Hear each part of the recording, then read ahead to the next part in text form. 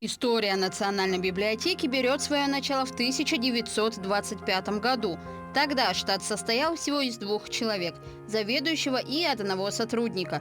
Впоследствии с расширением штата сотрудники библиотеки стали переводить произведения мировых писателей на якутский язык. С увеличением коллектива и количества читателей в 1973 году к историческому зданию возвели пристрой. В 90-м году основной корпус был закрыт на реставрацию, но это не помешало работе учреждения. В эти годы были приняты первые законы в нашей республике о библиотечном деле, об обязательном экземпляре. И самое главное, наша библиотека вернула свой статус национальной библиотеки. В те годы вот как раз благодаря всем этим постановлениям получили статус такой, как объект национального достояния. Национальная библиотека Якутии уделяет большое внимание восстановлению старинных материалов.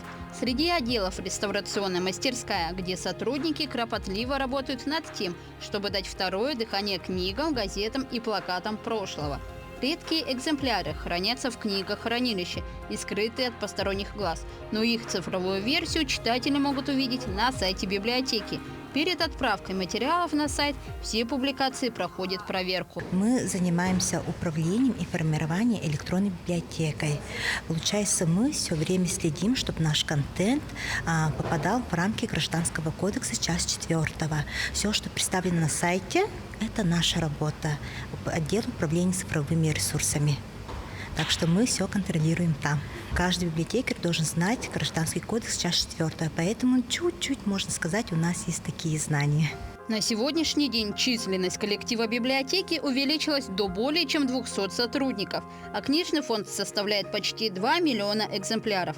Одним из главных событий, приуроченных к вековому юбилею, станет 4-й по счету Международный библиотечный конгресс, который пройдет с 16 по 19 сентября. Вероника Таюрская, Айлита Махно, Якутск.